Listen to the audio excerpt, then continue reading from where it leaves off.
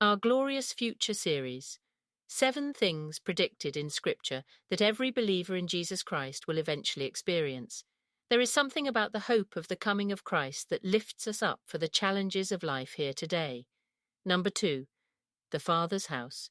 Where do we go at the time of the rapture? We are going to the Father's house. Why? Because Jesus promised to take the bride home to the Father's house. In John chapter 14, Jesus taught in his Father's house are many rooms. The King James Version says mansions, and have given people the idea we'll each have our own luxury estate. However, the original language mentions rooms. Why? Because it is one big house with lots of rooms. All the believers of all time are going to dwell together in the Father's mansion.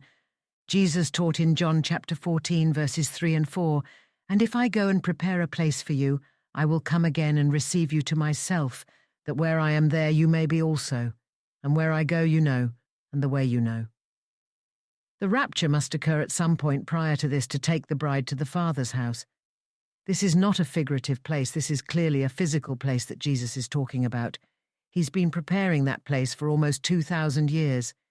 If he could create the world instantly, and it's as beautiful as it is even under the curse of sin, imagine what heaven will look at all this time ever since he left.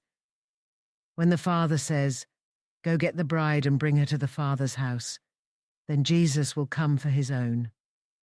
Every genuine believer since the first day Jesus gave that promise, until the rapture of the entire bride of Christ will be gathered together to the Father's house.